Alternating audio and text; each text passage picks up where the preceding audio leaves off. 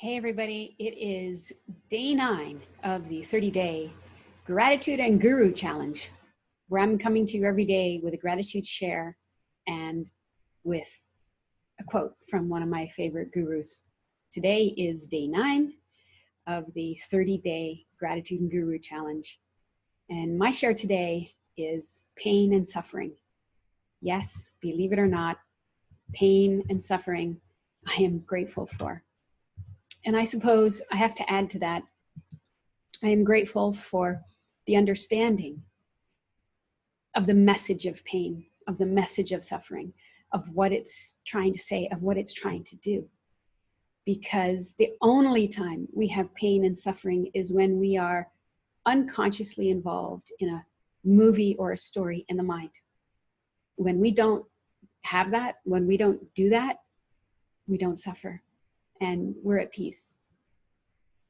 And so pain and suffering has been taken wrongly. I used to think that it meant that whatever I thought was happening was real and true and important, and I had to change something about that. And the content of the thought or the movie, I thought it was the problem. I didn't realize the thoughts itself, the suffering itself is the problem. I didn't realize there was a difference between the two. And so it's such a gratitude to understand the message that pain is giving us. And the purpose of pain is that it's trying to wake you up. It's trying to wake you up out of unconsciousness, out of identification with the movie in the mind, out of the mistake of thinking that the movie in the mind is what is happening, is the people. How many of you have ever had an argument in your head? You argued with somebody in your head. You've never argued with anybody in your head. This has never happened. There is nobody in your head, and you're not in your head.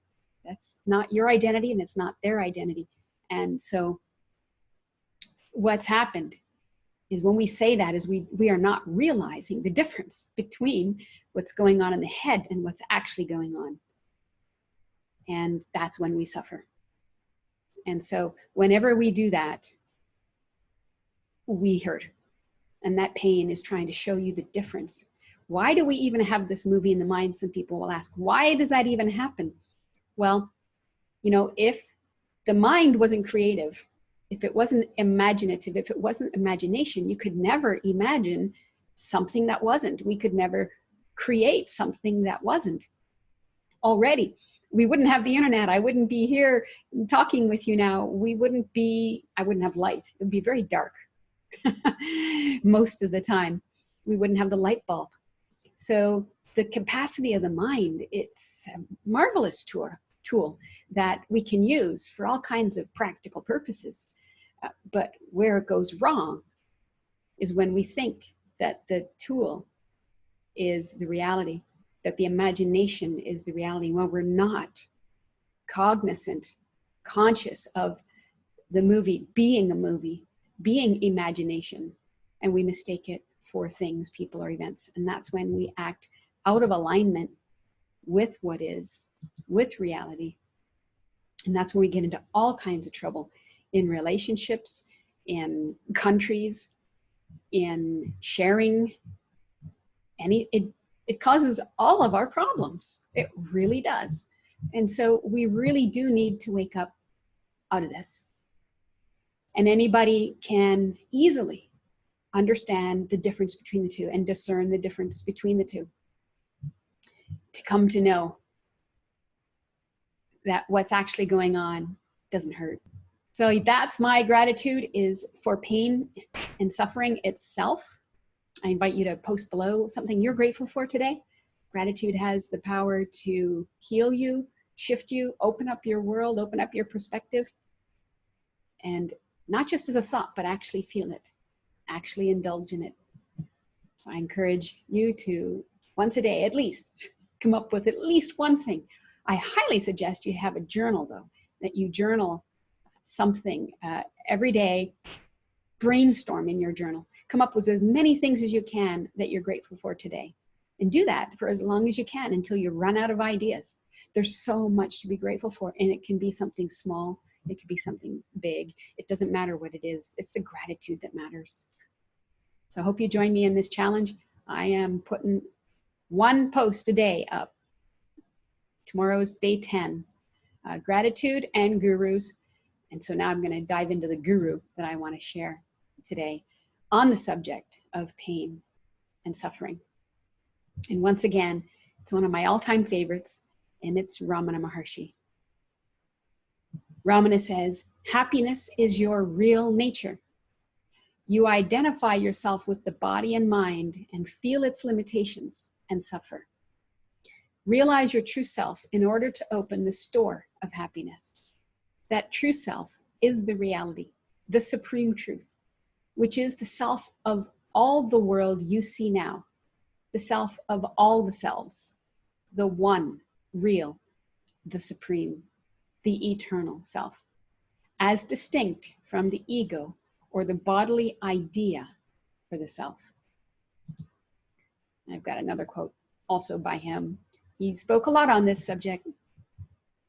And so here he was talking about when you identify with the body and the mind and feel its limitations, you suffer. And when you quit this, you don't.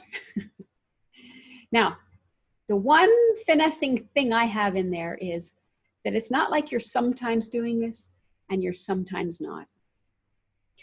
You are always doing this. It's been done, we can say.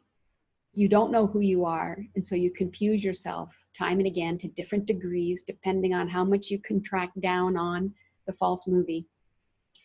And so you suffer constantly. Everything is a stress, an anxiety, a fear, even a hope is stress. And so when you don't do that, though, it eases. So if you don't contract as much on it, you get some relief. This is a message. This is really something we need to pay attention to discover and learn, so that we learn how not to do that, that we learn it is happening and when it happens and why it happens, and that you don't have to do that. Because, as he said in the beginning, happiness is your real nature. It is your natural state. And so when you stop contracting, when you stop imagining, you start to feel better. And you will constantly go into suffering, go into contraction, and then a little bit out again, and in and out and in and out. It's a matter of degrees. But when will this stop? This will stop when you realize the truth of yourself, of your identity, because once you've done that, you can never, ever, once again, identify yourself with the body or the mind. One more quote from Ramana, because I love Ramana. The bliss of self is always yours, and you will find it if you seek it earnestly. The cause of your misery is not in your outer life. It is in you as your ego. You impose limitations on yourself and then make a vain struggle to transcend them. All unhappiness is due to the ego, and the ego is false identification. With it comes all your trouble. What does it avail you to attribute the cause of misery to the happenings of life, when that cause is really within you? What happiness can you get from things extraneous to yourself? When you get it, how long will it last? If you would deny the ego and scorch it by ignoring it, you would be free.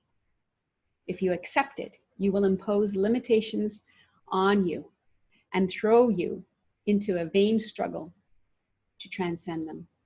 So if you accept it, the ego, it will impose limitations on you and throw you into a vain struggle to transcend them, because that's your power against your power.